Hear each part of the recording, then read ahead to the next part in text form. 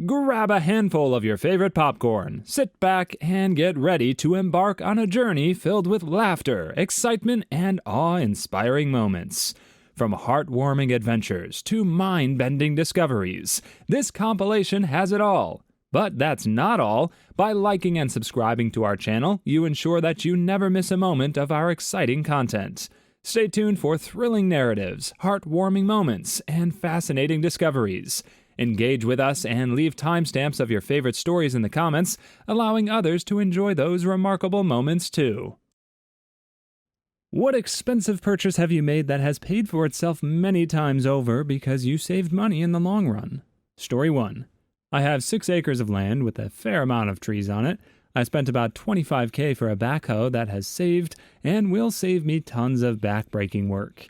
It's amazing the amount of stuff I can do that would take huge amounts of energy without the backhoe. Need a tree taken down and the stump removed? Give me an hour. Need a dead horse buried? True story. Give me about 2 hours. Need a 100-foot-long trench dug for water or power? Give me an hour. Need a 15-foot deep hole dug for who knows what nefarious reason? Give me about 2 hours. Need to flip a car? Give me about 2 minutes. Plow something? Completely destroy your yard? Move that dirt? Drag something heavy, unstick something stuck? It was a shoot ton of money for me, but incredible what I can do. Edit, this will probably never be read due to the amount of replies otherwise, but I didn't really think, other than maybe solar panels, that mine would be the most expensive. Really though, if you have any land that isn't just flat, boring farmland, you need a backhoe. Also, everyone with that kind of land knows they need a backhoe. Story 2. Stupidly expensive sleep aid pillows for a baby. Our other parent friends had gotten them and swore it helped their newborn sleep for hours at a time. What BS. You can't get babies to sleep. They're little balls of mental turmoil and sleep torture. But in pure exhaustion and despair, we paid over £110 for this stupidly shaped, retruded pillow thing. I hated myself for even playing along, letting alone have a 1% slimmer of hope it would help. Sweet mother of frick, it worked! Day 1, kid slept 3 hours more than normal. That's 35 pounds per hour. Day 2, he slept for 4 hours. That's 7 in total, down to about $15 per hour. Pounds. Very soon, this retuded pillowy snake oil piece of middle-class branded snobby, coot-not targeted, yummy-mummy advantage-taking BS had paid for itself a million times over. It saved my marriage, my sanity, my health, my job. I freaking love you, sleepy head pillow.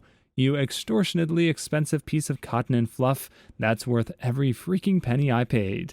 The penny dropped 157 points 11 hours ago, edited 6 hours ago. Oh, and an osprey backpack that the kid sits in. That mother has traveled the world with us and made our lives measurably happier. You can't push a pram up Ducking Mountain. Got a tracks across 3 continents. Story 3. A very expensive suit. This was the late 90s and I was 20 years old getting paid by the hour to do a glorified help desk work. I had dropped out of college a couple semesters in because I needed to work. A recruiter called me out of the blue saying they needed someone right away. Could I interview the next day? The employer was the largest privately held company in the U.S., and they had a reputation for being a very conservative suit and tie operation. All I had was a poorly fitting sport coat I got when I worked at Circuit City. I called my father and he said to go to Nordstrom's, explain the situation, and they'll get one done for you. So that's what I did, and $600 later, I'd emptied my bank account and was walking out the door with a new suit freshly altered that night. I did the interview and just hit it out of the park. They offered me $55,000 starting salary to do app support, which in the 90s was a crap ton of money for a guy going from making not a lot of money. Story 4. Decent coffee maker, espresso maker.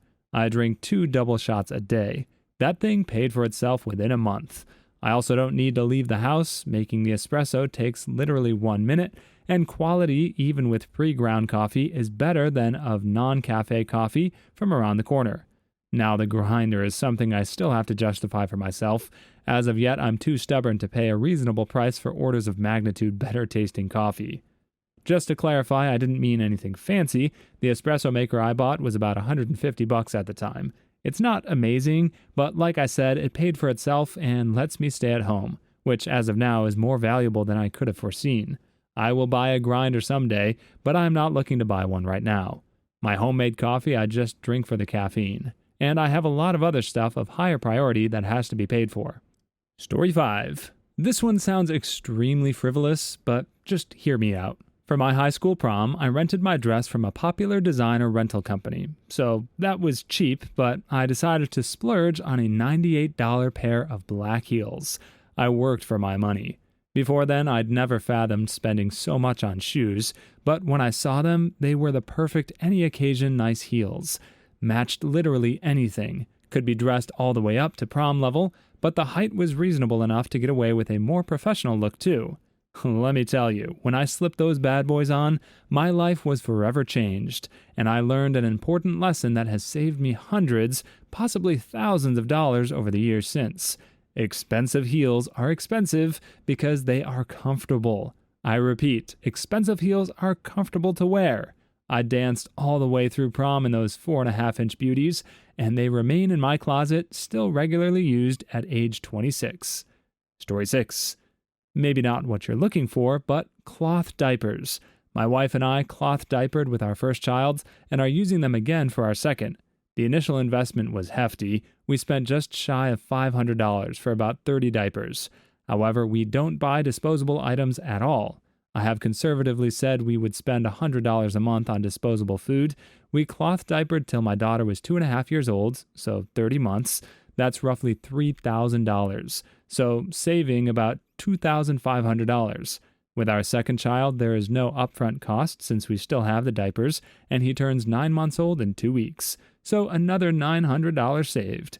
Now, this isn't perfect. I understand the added cost of water and detergent, but in my opinion, that's negligible based on laundry for a 4-person household anyways, when you figure bulk detergent and high-efficiency washers. My wife would also say the environmental impact of not throwing diapers into landfills. Story 7. Years ago, my wife and I had a Starbucks Verismo espresso machine.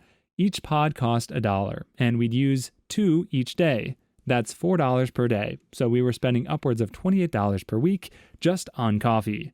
Still cheaper than Starbucks, but we grew tired of the pod trash and having to find the coffee pods that we liked, so we decided to purchase a Jura-Ina Micro 1 coffee machine. It grinds and pressure brews coffee and espresso. We were able to reduce our costs from $4 per day to less than 20 cents per day, assuming $5 per pound coffee bought in bulk. The machine was $800, but it paid for itself in less than 8 months. That was 4 years ago this month. We've saved over $5,000 in that time. Plus, no more pod trash, and we get to choose whatever coffee beans we want, rather than being limited to what was in the pods. Story 8. I live in Minnesota and am a single woman. One winter, I missed 2 shifts at work because my car wouldn't start, and I didn't have anyone who could jump it, and roadside assistance couldn't be there for hours. After that, I went out and spent a little over $100 on a portable car starter. It's a small black box that connects to the battery and jumps the car without needing someone else's car. This has saved me so much time and money. Also, being a single girl who, at the time, worked at night, I didn't have to worry that some stranger stopping to help might have ulterior motives. I feel much safer and always keep it in my purse. Added bonus, I can charge my phone with it too. I've been singing its praises ever since. Story 9. When I moved back to my hometown over a year ago, I bought a 27-foot sailboat to live on because rent here is outrageous. Boats cost $4,500 to buy, and moorage at a decent marina is about $170 a month. Rent for a studio apartment or a one-bedroom here, is $900 to $1,300. Every month I save between $600 and $1,100, so the boat paid for itself in 4 to 9 months. Plus, I live in a sailboat down at the marina. Sounds so much better than I live in a van down by the river. You'll have plenty of time to live in a sailboat down at the marina when you're living in a van down by the river. Story 10. 23 years ago, I bought a used 1991 Toyota 4-cylinder truck. Paid it off early. It's now 29 years old and refuses to die. Good gas mileage, low insurance. I changed the oil myself. Heck yeah. I had an 85 pickup growing up. 22R engine, owned a 95 Tacoma for like 10 years, and sold it for almost $260K. Then a couple years ago, I picked up a 2001 Tacoma with 240,000 miles on it for $4,000. Put a couple grand into it for maintenance, and it became my daily driver while the nicer vehicle sits at home. 255K on it now, and I kinda want to put a turbo on it. Freaking love those trucks. Please like and subscribe if you've made it this far. I hope you'll enjoy the rest of this video and have a wonderful day. Story 11. So, years ago, when I started a warehouse job, I dropped about $170 on a pair of decent Red Wing boots.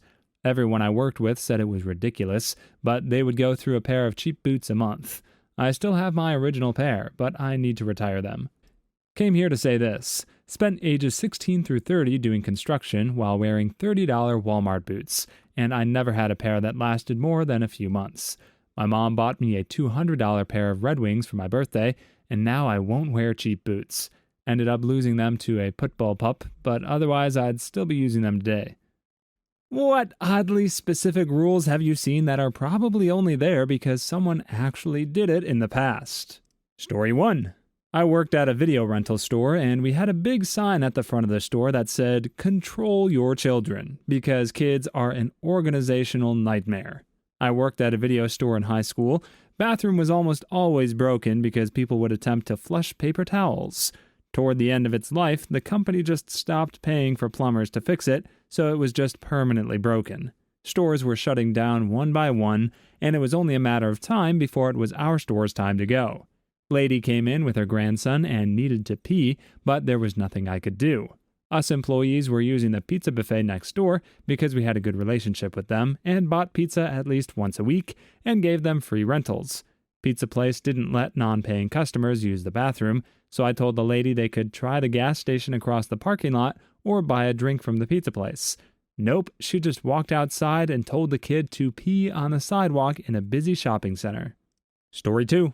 The real story behind the microwave thing comes from an old lady that was still using all old appliances in her house, and her son wanted her to upgrade a little since she was getting older, and she was still doing all the chores and cooking manually. This was taking a lot of time, and she would spend hours cooking stuff on her stove. One thing she liked about her stove was that she could open the door, put heat to the minimum, and dry her little dog on the door, and that would leave nice curls and shine to the dog hair.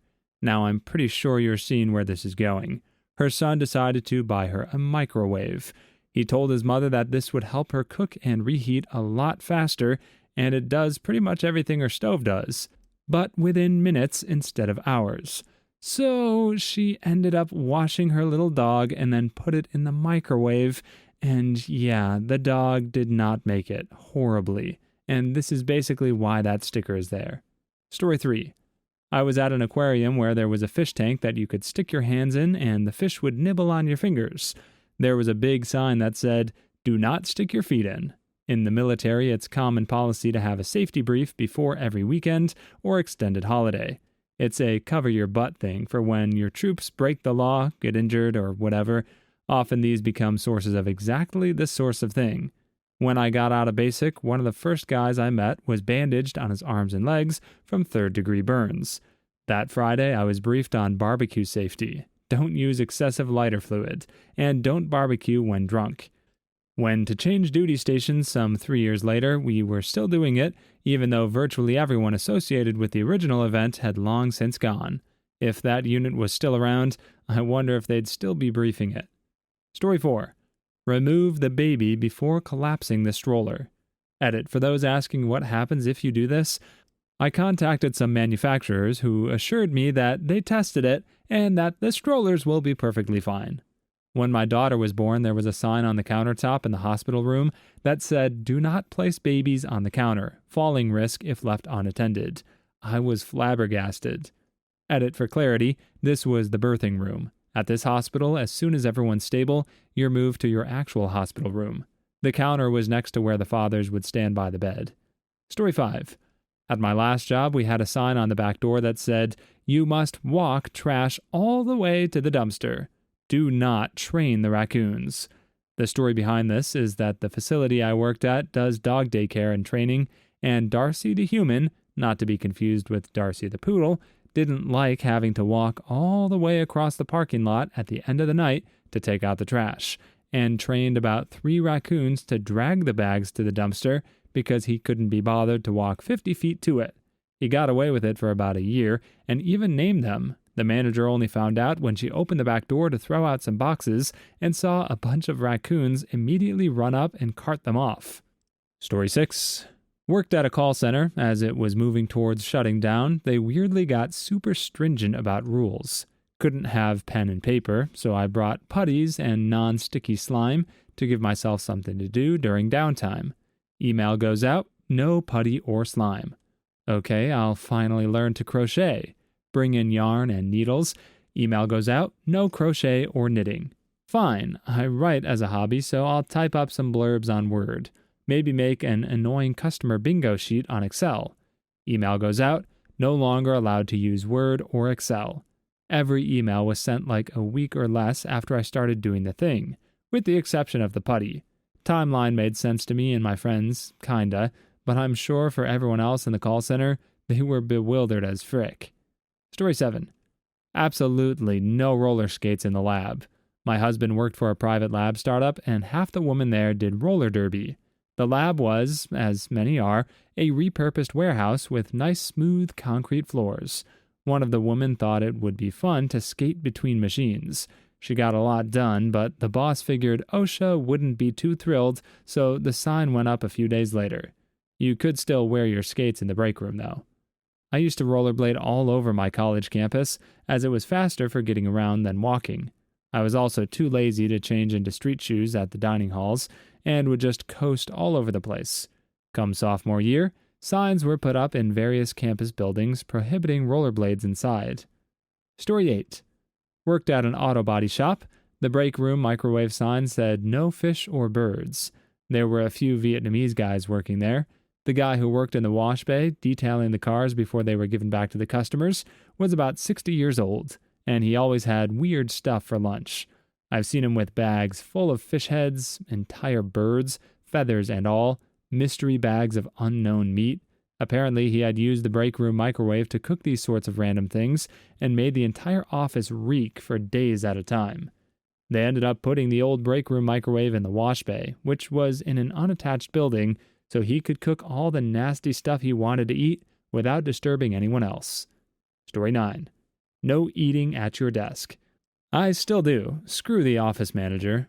Once, one of the high-level managers came over to talk to me about something whilst I was eating some soup. He said something like, "I'm sure I'm imagining you eating over there," so I replied that I was drinking with a spoon. After my team manager started organizing buffets in the office to show appreciation for getting through a particularly difficult phase and encouraging people to bring in a selection of foods for their birthday, the rule is completely ignored. I mean, can you complain if someone is working through their lunch break, so is having a sandwich at their desk? The rule is still in the employee handbook, but no one sticks to it. Story 10. In my lease, I had a clause to properly dispose of my used tampons. I asked why, and apparently my landlord had a tenant that caused $50,000 of damage because she threw her used tampons into the cabinet under the sink. She rented the apartment for years, and there were over 3 years' worth of used, bloody tampons in there. The blood caused a bunch of damage, akin to water damage, to the bathroom. The floor under the cabinet was rotted through, from bloody tampon storage. The thought of a steamy, gelatinous glob of blood gooping through the poopy linoleum and blooming a bloody clicker from The Last of Us makes me want to actively pass away. Story 11. Had to make a rule this past week. No D&D. That is, driving and Dungeons & Dragons. No one got hurt, but for freak's sake, just because we play online doesn't mean get up and leave to buy something unnecessary during game because you can stay connected on your phone and use a dice roller app. Public service announcement: playing Dungeons & Dragons while driving is distracted driving and could end your life, someone else's life, an animal, total your car, destroy a shop, run red lights, etc. It is just as bad as texting and driving. Don't do it. You are not immortal. You cannot multitask while driving a several-ton vehicle at speeds faster than walking. Which job is a lot less fun than most people expect? Story 1. Hiking and backpacking guide. Worrying for others the whole time takes the fun away. I went on a glacier hike when I was in Iceland, and the guide seemed genuinely shocked and thrilled that my girlfriend and I were the only 2 people on his tour that day, and we had actually spent more than 5 minutes outdoors and were appropriately dressed. He said usually he had fairly large groups of tourists who typically had practically no outdoor experience and even less experience with cold weather. He said people often showed up in flip-flops, even though the instructions clearly said to wear sturdy hiking shoes. He also said the groups typically move extremely slow, and he never gets to take people up onto the part with the best views and cleanest-looking ice. He actually seemed really relieved we wanted to go further up, and were making great time, like it was a treat for him. He was very knowledgeable and seemed so excited to talk about the stuff he knew, and I got the impression he usually spent more time babysitting than actually sharing that knowledge. Can confirm, guided at a glacier in Alaska, it's refreshing to get able-bodied small groups sometimes. Most times it's like herding a bunch of old, partially broken cats. Downside is less tips for the trip, a minor inconvenience. First, I want to stress don't avoid coming to Alaska just because you may have less mobility than others. In fact, stop delaying and get up here. The absolute most common phrase I heard was, "I wish I did this when I was younger." It's a stunningly beautiful place, and if we can get one person to appreciate it enough to take better care of this planet, it's worth herding all the partially broken cats. Just don't schedule your new knees, hip, whatever, a month before your cruise. It's going to be a bummer for you and the other guests. Plus, without you folks, we don't have jobs. There's no way I could have afforded to go there without having the job I did.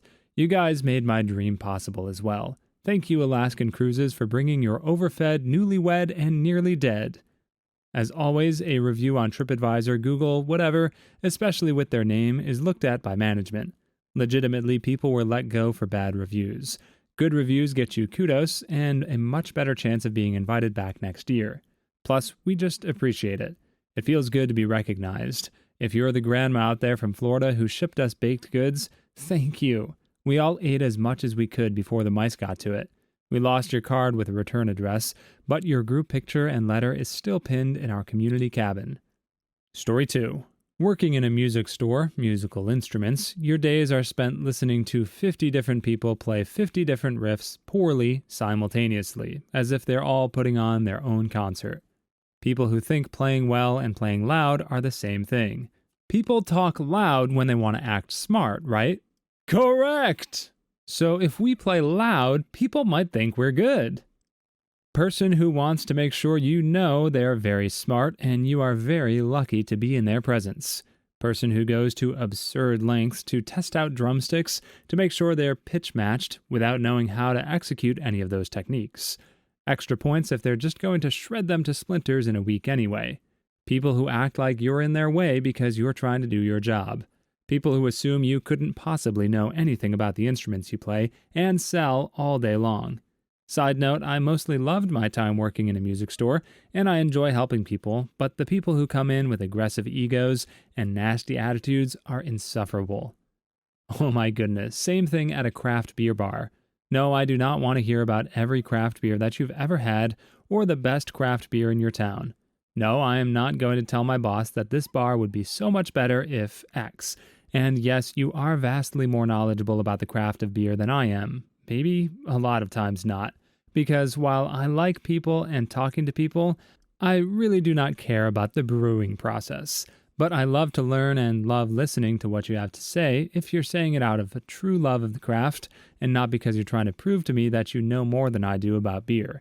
And no, I am not working here to hear misogynistic comments like, if you wear a lower cut shirt, you'll get more tips, or much worse, that I've usually heard before. Story 3. I write adult fan fiction as a side hustle. After a certain point, it's just like writing a paper, except you have to keep thinking of different synonyms for a wiener. I'm missing the part where this isn't fun. My dude, I write erotica on commission, and my requests include Goofy from Disney and anal, incest, butt sniffing, and them being R'd by a cyborg. I'm all for creative writing, but sometimes it confuses the frick out of me. Not to kink shame. After all, without their kinks, they wouldn't be asking for custom erotica. Plus, I'm into some questionable stuff myself. But wow, people are really into a lot of stuff. Edit. A lot of you are asking, so I'll let you know how I got into it. I spent my free time wasting time on the internet, and one day I found someone wanting to commission something I knew I could write. I already write fiction. I've written novels before, unpublished, of course, so I sent them a sample of a not safe for work scene, and they liked it. We figured out the budget, they gave me the outline, and I delivered.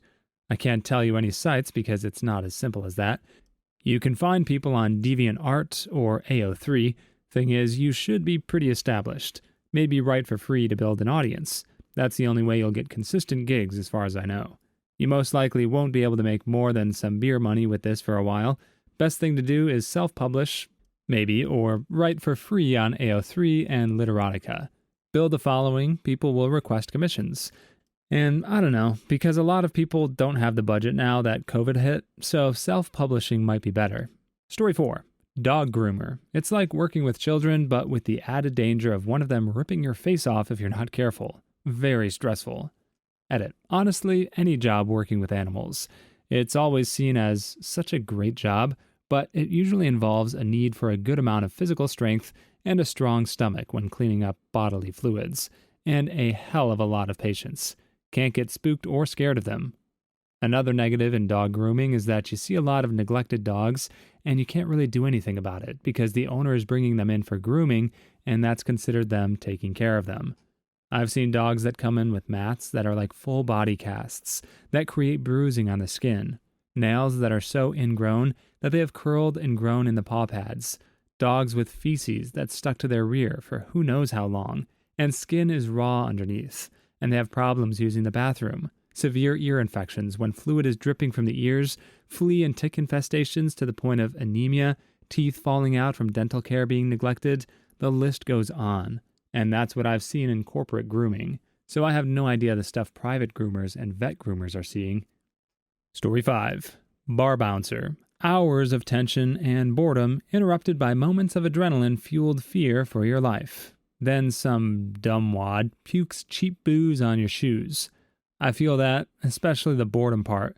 I was an EMT, which pays crap, years ago and fell into security work where I was security until people bleed, intoxicated, whatever, to also get paid crap, but be able to cover bills.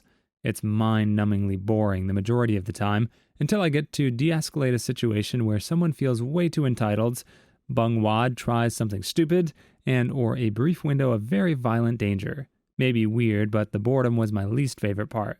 The best were moments when I helped break up a fight and then got to see attitudes swing 180 when they need to get patched up and I'm the only medical person there. Weirdly, regular EMT equals be a jerk. Event security equals be a jerk. Event EMT equals, oops, what a joke, we're brothers, right? I worked at a video rental place back when those were a thing, with an adult room in the back. About every couple months I would have to go back and tell some creep to put his dong away and get out before we called the cops. I was generally the one to deal with it, since almost all my coworkers were women. I can just imagine what an adult specialty shop would have to deal with. Edit, just to clarify, this was a standard movie rental place, like a Blockbuster, but a smaller chain. The back room was just a small room separated by a curtain from the rest of the store, where the adult videos were kept. An arcade in an adult store would be a lot more constantly disgusting, but also more expected, since that's the whole point of them. Story 6.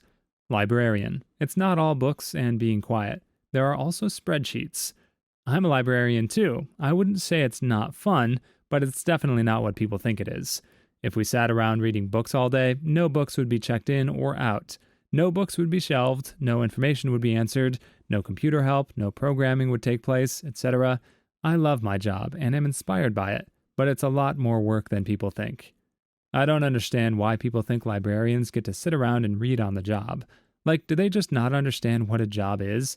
When they go shopping at a retail store, do they think those employees hang out and try on different outfits or play with the merchandise all day? It's baffling. I had a similar situation when I worked at a land center. People would come in and say, "So, you just get to sit around and play video games all day? This must be an awesome job." Like, dude, I am clearly sitting behind a desk with a cash register, check-in computer system, and a conspicuous lack of video games. My job is to keep the place running smoothly, so you get to play. Does it seriously look like I'm just sitting around playing games? Story 7. Game master at an escape room. It's the same repetitive script, resetting the same stuff, giving clues and hints about the same things. The patrons are often competitive families who argue, obnoxious, impatient 13-year-olds, college students who have been drinking, idiots who break stuff and touch stuff that I specifically told them not to. They never remember your initial instructions. If something gets broken during one group, you have to hurry and fix it before the next group. First time I went to an escape room, the guy had an empty booking after us, so we just hung out and chatted for a bit. He told us all about how he researched other escape rooms and got professionals to help him build a story that allowed for fun puzzles too. He told us about how he and his wife went all over the place and on eBay looking for cool props, decorations, and scenery to make the place how they wanted it. He was really excited when he talked about it and said he's looking forward to opening another. The day-to-day might be boring, but the guy 100% loved making the thing in the first place. But god dang is the pay incredible and more than makes up for it. Please like and subscribe if you've made it this far. I hope you'll enjoy the rest of this video and have a wonderful day. Story 8. Video games testing. I've been working in the game industry for 6 years now and teaching for 2. Testing video games is thought to be just, oh, you just play video games all day? La la la la la. But it's actually very specific and arduous. First of all, there are a bunch of testing methodologies, such as load, soak testing, white room testing, version testing, to name a few, but the most common one is functionality testing. Functionality testing is, so if I walk into that corner with the shotgun in my inventory, I can clip through the wall, but if I have my M16 in my inventory, I don't clip through. How do you go about finding something like your example, where if you walk through a wall with a certain item, you clip? Is it just insane, copious trial and error? It seems like such an insanely tough job. And then since you're only one guy, within a week someone finds some game-breaking glitch fairly early on. It just seems like a tough cycle. Usually what'll happen is the tester will have it happen randomly, then try a bunch of use cases to figure out how to replicate it. Story 9. I always say the more fun it is to go somewhere, the worse it is to work there, like amusement parks and arcades. Honestly, every job that lots and lots of people really want to do sucks, mostly due to supply and demand. You're going to be treated like crap, and if you complain, you're going to be fired because you're inherently replaceable, because there's thousands of people that would love to do your job for even less money than you're making. I tried to explain this to my father when I was going to accept a bartending job at minimum wage. He said I should demand at least $15 an hour, and I told him they would laugh at me out of the bar and find some college student willing to work for less than minimum wage. The fact I would be getting minimum wage was because I knew the bartenders and the owner, so I would have started out at a higher position than just entry level. I didn't want to bartend. It was a guaranteed job with people I knew right after I graduated. It was more than I had otherwise, and I was easily replaceable for cheaper.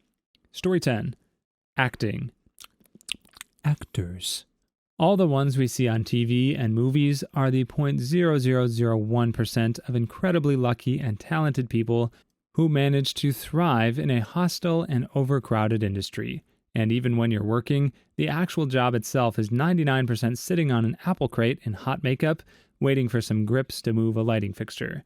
Then you say 3 lines over and over again for an hour, and then you rap. That was my experience as an extra. I waited all day for something to do, and was given a role as a doorman, but neglected to tell me anything else. Luckily, I thought to open the door, and it made it on screen, but that was it.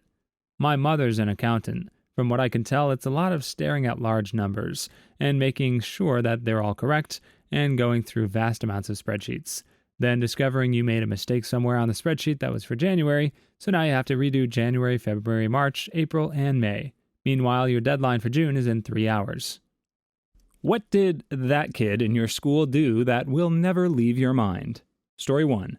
This kid was the troublemaker voted most likely to end up in prison. He tried to fight teachers, bullied people at random, and generally both gave and got a hard time.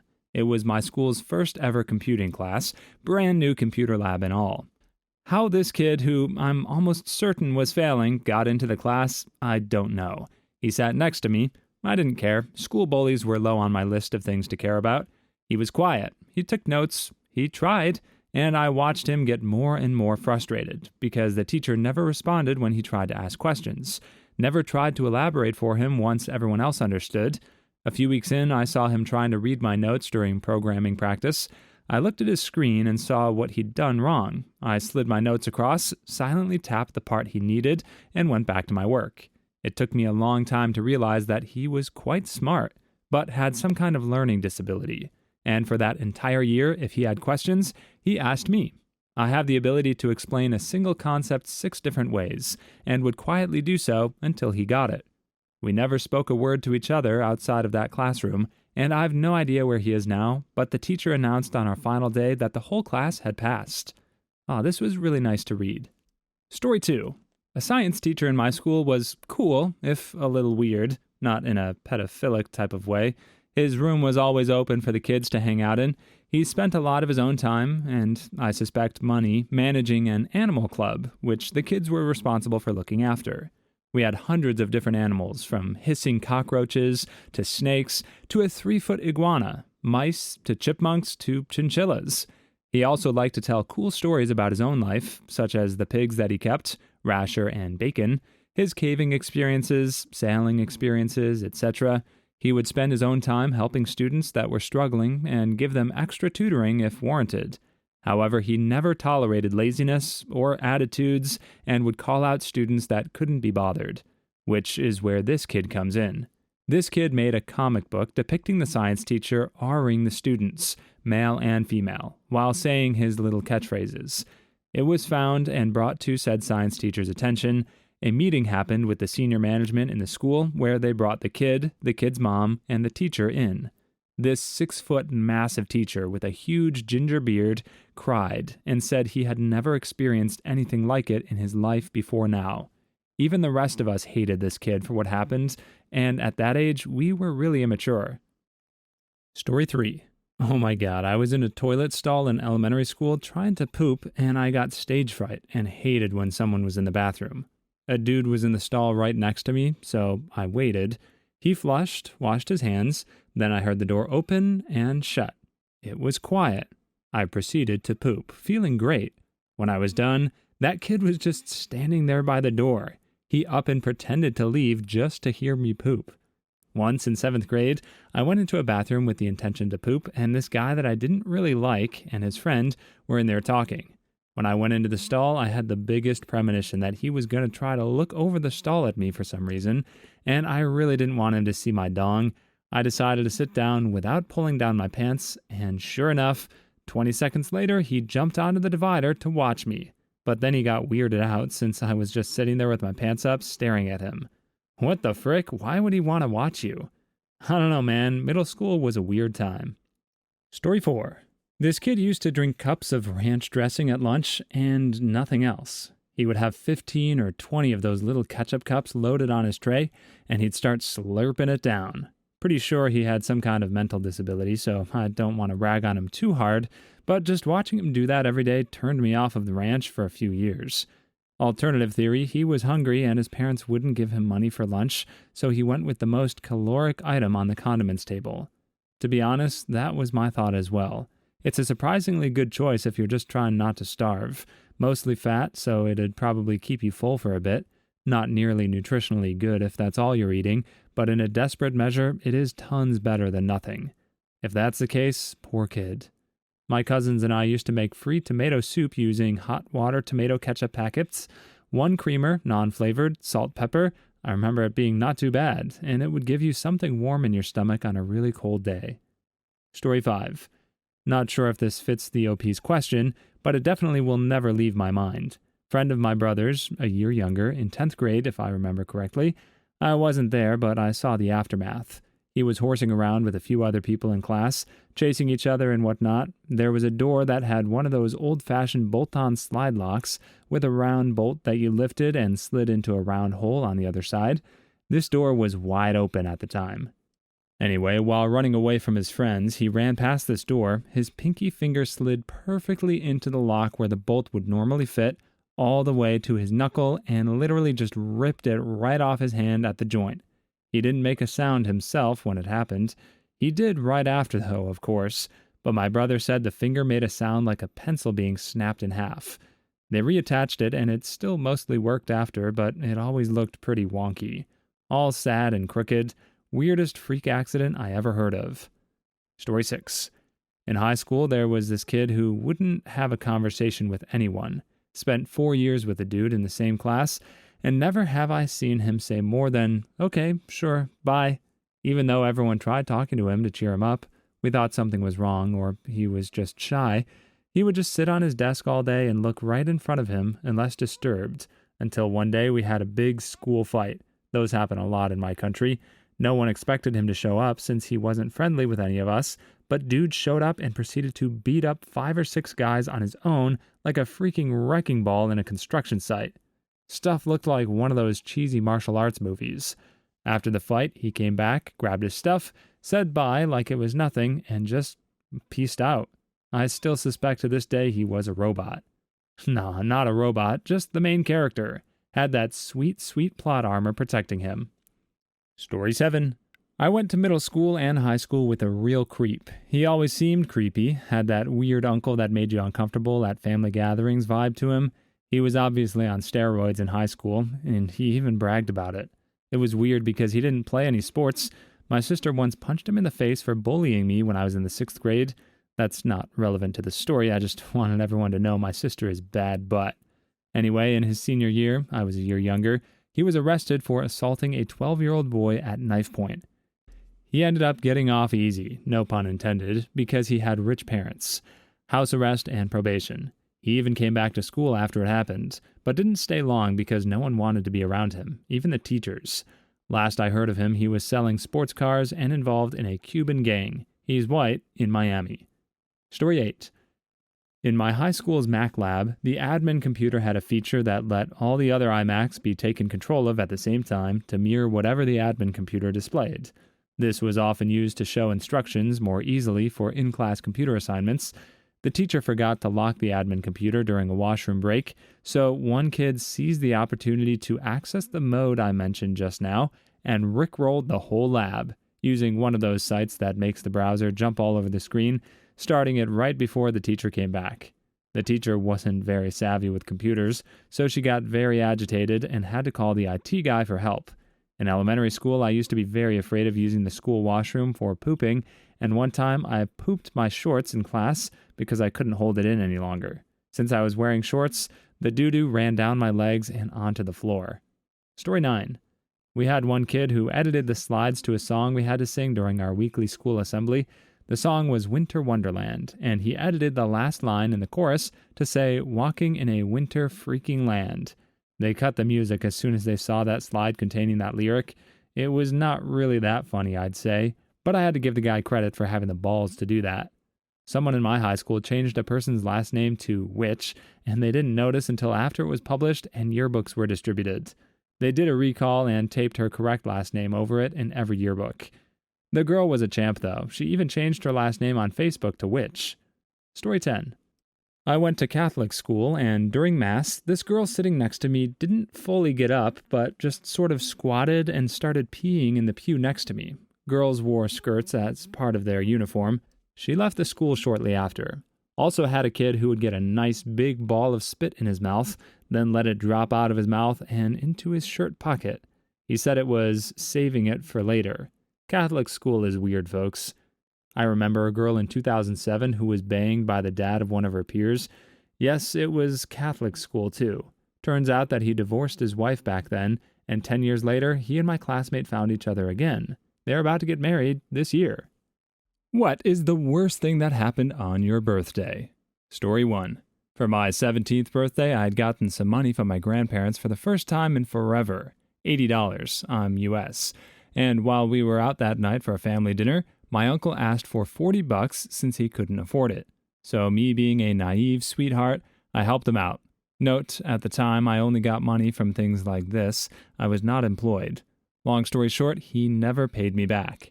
But what really upset me was my parents took the remaining $40 to fix the tires, and any time I brought up getting paid back, I was cussed out for being ungrateful and trying to extort them for money and being a terrible child. All I want them for is their money, and I don't love them, you know? General toxic manipulative parents. Another thing they'd do about it was a time I asked about the money, they'd ask in a snide tone, "Well, why do you need the money? Just what are you gonna buy?" And anything I said was met with, "Oh, that's BS. You don't need that. Don't waste our money." "It's not your money I'm wasting. It's mine." I never got that money back, and that was the last gift my grandparents gave me. Story 2. My 18th. My twin sister and I decided to celebrate with all our friends on a pub crawl. Her friends kept giving her rum and cokes. She got drunk really fast and had a panic attack in the middle of the street. She kept hugging me, trying to calm down, while her boyfriend was texting on his phone next to her, looking bored out of his mind. Eventually, one of my friends tries to get her to move around a bit, and sister's boyfriend grabs her arm and tells her to go away. My sister's friend tells mine to F off. Then her boyfriend tells me that I should just go so she can look after her. My best friend at the time tells me that I don't know my twin better than her boyfriend and that I should just leave her alone for a while. I eventually had to leave so that people would stop arguing and making my sister panic even worse. My best friend then tells me that we should go to a club to feel better. We get there and she doesn't have any money, so I pay for her to get in, had a poopy time, and went home. Story 3. Whoa, buddy, my time to shine. I hate my birthday. Something bad happens almost every year. I think it's cursed. Princess Diana died on my first birthday, my parents' divorce finalized on my 4th birthday, and my brother ran away on my 5th. We spent weeks looking for him, and my birthday obviously kind of got lost in the shuffle. My grandmother passed away 2 days before my 7th birthday. My other brother had an explosive fight on my 12th and refused to visit any of us for about a year. The same brother got into a bad car wreck on May 16th. I was AR'd on my 18th birthday, found out I was pregnant on my 19th, terrible at the time, but I absolutely love my children. Was just in the middle of a very bad downward spiral. Got the living daylights beaten out of me on my 20th. The past 2 have actually been surprisingly good, but I'm not looking forward to my 23rd. Too long didn't read. Birthday is cursed. I celebrated a month early, so it isn't tainted by bad memories. Story 4. I shared my 11th birthday with a pal from down the road, and his parents were giving him a party, so he invited me, along with some of our friends, to share. In their front garden, Surrey, UK. Oops, I should be doing my English accent for this. They had a sunken lawn which doubled as a tennis court or a playing field for us youngsters, but this year there was a huge thunderstorm that emptied massive quantities of rain on us and drove us all indoors. The party was somewhat dampened until the storm ended, and we found that there was easily a foot or more of rainwater in the sunken lawn. We quickly scampered out to splash and play in the water. It was brilliant. In the middle of all this, there was suddenly a dull screech and thump on the road outside, and it didn't take long for us to find out that my pal's father had crossed the road to nip to a nearby shop, and on his return, he'd been hit by a van. Sadly, he passed away on impact, never to be forgotten, even though that's now almost 63 years ago. Story 5. For my 11th birthday, my dad took me to go see a monster truck rally because it was something he wanted to do. I asked him for help carrying in all the souvenirs when we got home, since his hands were empty, and I got in trouble for asking him to carry all my crap. They were mostly his souvenirs. I went to bed that night having an existential crisis since my older sister had passed away 3 years previous, and I had just been told about the existence of my deceased twin brother about a year before. I was the last survivor of my siblings and cried myself to sleep because of the sudden realization that life is short and I didn't do what I wanted for the only 11th birthday I would ever have. I'm 28 now, and I remember an 11-year-old me saying I would blink and be 30, blink and be 60, then blink again and be unalive. It wasn't a good birthday. Story 6. In high school, I had a pool party for my birthday, and our community pool, since we didn't have a pool at our home, one of the girls I invited kept talking about how boring it was and how stupid it was that we had to get out of the pool for rest breaks. They used to make everyone under 18 get out of the pool for 10 minutes each hour for a rest break. She ended up convincing literally everyone that my party sucked and everyone should go back to her mom's apartment and we could all go to the pool there. So an hour after it started, everyone wanted to leave my party to go to this other girl's house. I felt really bad, not just because my party was ruined, but because my parents paid for all of my friends to get into the pool and spent over $100 on everyone's admission, and we stayed for less than 2 hours. Story 7. My mom is a re-gifter, despite being extremely picky about the gifts she receives. She's not poor. This year for my birthday, I received a box with wrapped gifts. Opened one, then realized it was a carefully selected gift I had given her 2 years ago at Christmas.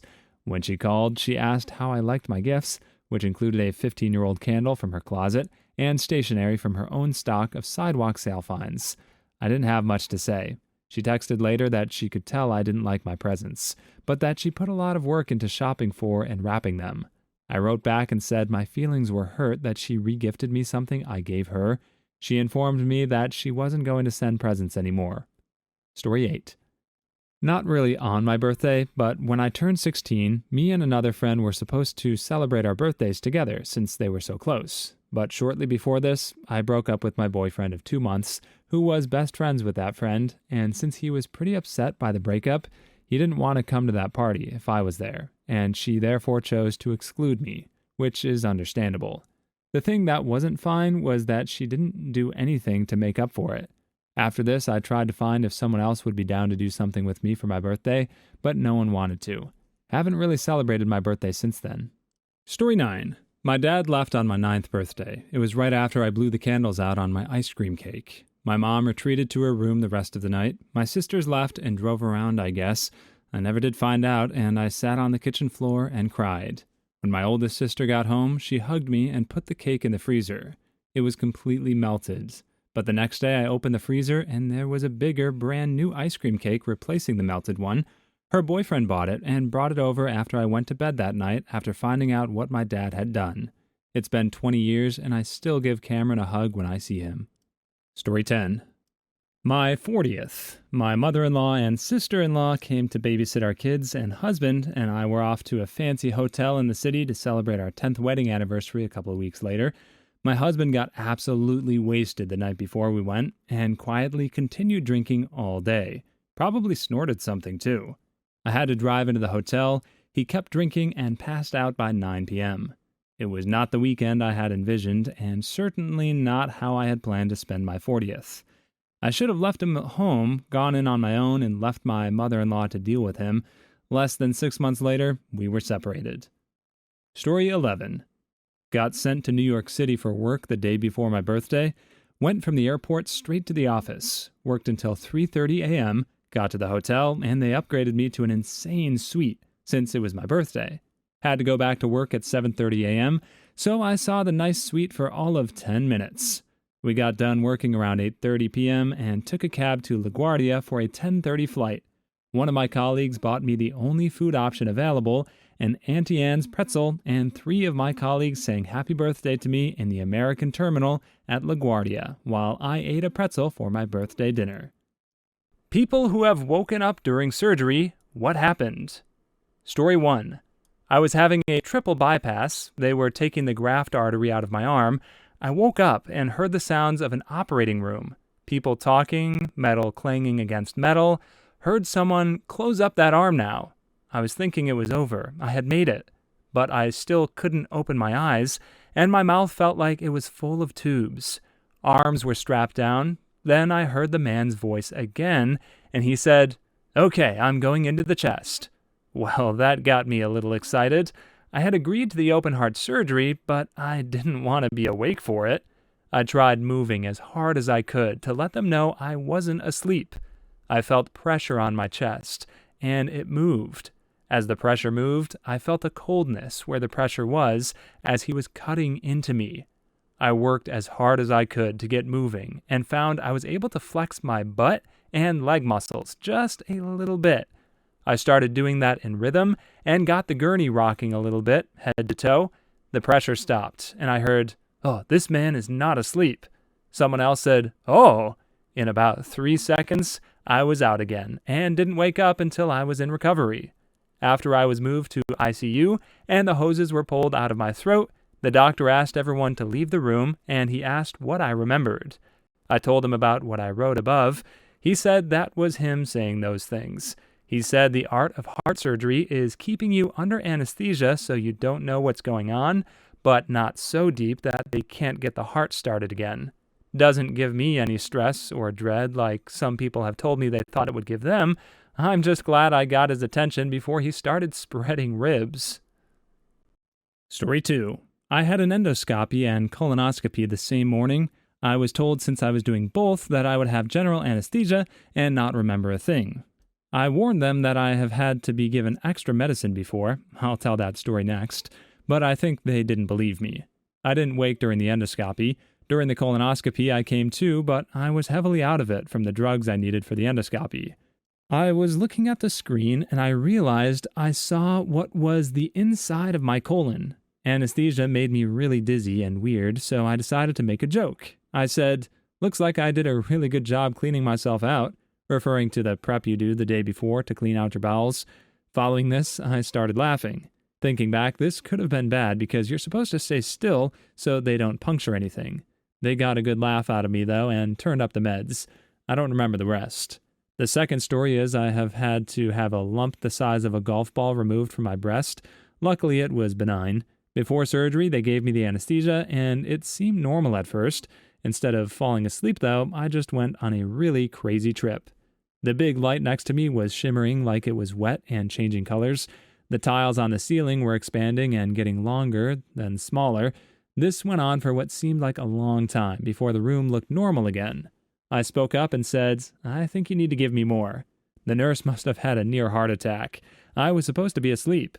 The doctor came in, verified I was wide awake, and they gave me more. Story 3. At the young age of 5, it became aware to myself and the entire medical staff that my body processed general anesthetics far quicker than it should, thus causing me to wake up in the middle of an endoscopy, tube down the throat to look at poop in my stomach and throat. It was not actual poop, just stuff, I guess. It was the first one I was having in regards to monitoring a growth in my throat. Hands down, the most traumatizing experience I've ever had to deal with.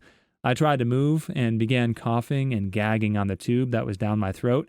At the age of 5, I put up a decent fight and was able to let out a scream, which, from my mother's account, she knew it was me immediately. Of course, panic sets in, the doctors begin yelling that I'm awake, and before I knew it, I was asleep again. In my head, this instance occurred over what I thought was a 5 to 6 seconds that is. Turns out I woke up 7 minutes into the operation and was wheeled into the room and wheeled out in under an hour. I remember the immense amount of pain I was in to have this metal rod down my throat and trying to move, ultimately messing up a bunch of stuff. The scariest part was the white. Everything was so white. The outfits, the walls, and to this day I have horrific nightmares and still hate being in and around hospitals. That stuff sucked. From here it was a whole mess of legal issues and health problems, all while cancer cells were very evidently present in my throat. Crazy childhood, man. I'm good now, though. Too long didn't read, woke up during endoscopy, scary as stuff. Doctors were even scared. Story 4. I woke up during surgery to repair a shattered humerus. My whole shoulder was dissected open, and a dude was using a screwdriver and a drill to attach a steel plate to the bones to pull the parts together. Me. "Ah!" screaming through 02 mask. Doc, turning pale. "I thought you were out." Me. "I'm not freaking out, you stupid mofo son of a witch. Ah! This freaking hurts. Stop that. God dang it." Continue to scream curses in 5 languages at the poor doc, who was looking at the anesthesiologist. And then I was out. My wife, who was in the waiting room, said she knew it was me screaming and really had to keep herself calm and not run back there and start kicking butts. I felt so bad at the nasty stuff I said to the poor doc that I looked him up and apologized a week or so later when I was in for a post-hospital stay checkup. Me. I'm really sorry for the stuff I said to you." Doc. "You remember that?" Me. "Yeah, and I'm really not like that. I'm sorry." Doc, chuckling. It's okay, it happens. I'd yell too. "So, how are you?" Me. "Better, thanks again, Doc. Without you, I'd have a stainless steel joint and be even more messed up than I am with just some screws and rivets and stuff. Or have a plain pinned-up sleeve and no arm at all, because that damage was epically bad." Story 5. This story might be a little long, but when I was 17, I got appendicitis, but the kicker is I was misdiagnosed twice. I went a full month with a ruptured appendix that gave me a softball-sized cyst. The bacteria that leaked from my ruptured appendix created this cyst. Anyway, I spent 4 weeks in bed, popping 2 hydrocodone 4 times a day. Went to the local hospital twice now, and they kept saying it was lymph nodes or some BS, and it would go away on its own. Eventually, my parents took me to a different hospital, and they diagnosed me with appendicitis and needed to do emergency surgery because apparently I could have passed away if I left that cyst there much longer. They ended up opening me up and draining the cyst that night. I remember them knocking me out for the procedure, and then I woke up to an extreme force like I had a 500-pound boulder on my lower right side where the appendix is.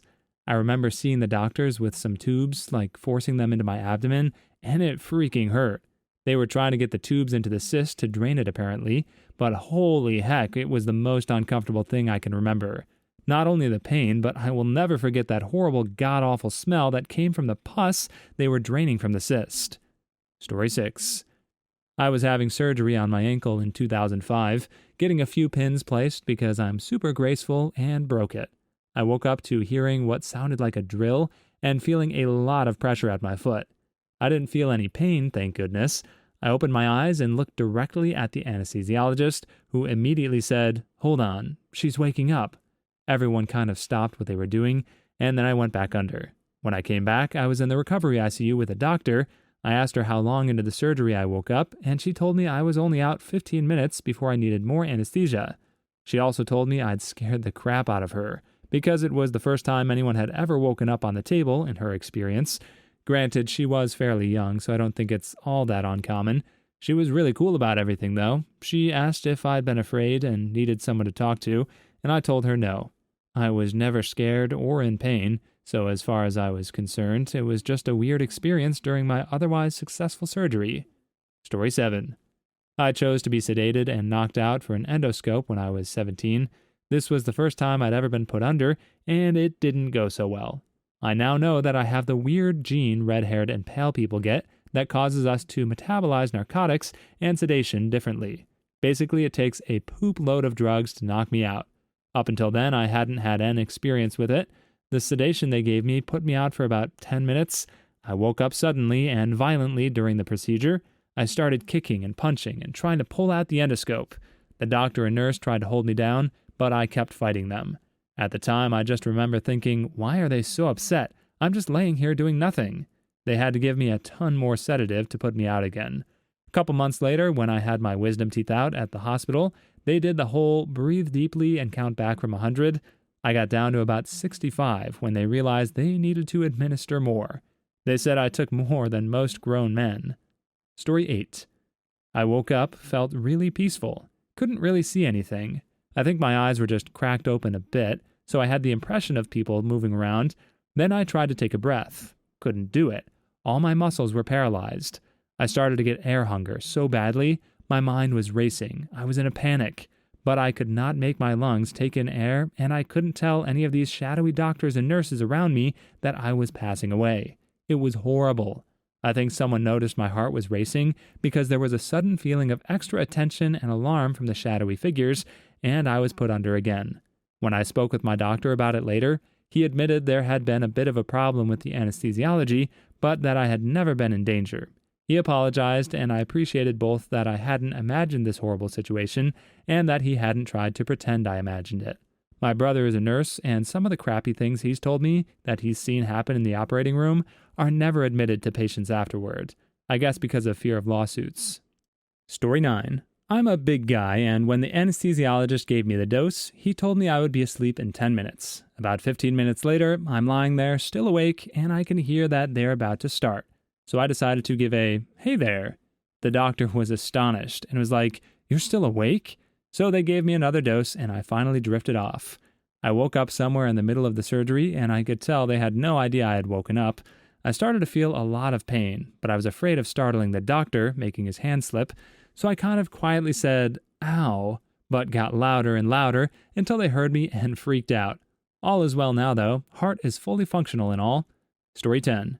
Broke my arm, very close to the wrist, during a dirt bike accident, but me being me, I was just like, nah, it's just a sprain, and it'll heal. It did heal, but very crooked. Went in for surgery to have it broken straight. Midway through surgery, I'm woken up by a tugging and a muffled thud. I open my eyes to see numerous doctors and nurses pulling my arm in opposite directions, and there's one doctor hitting my arm by the breaking point with a mallet. Next thing I knew, I'm waking up in the recovery room. Apparently, a nurse was on standby with a hardcore sedative, just in case, as I seemed to be initially resisting the gas. Please leave your stories in the comments. I'd love to make a video of them in the future. Also, don't forget to like and subscribe.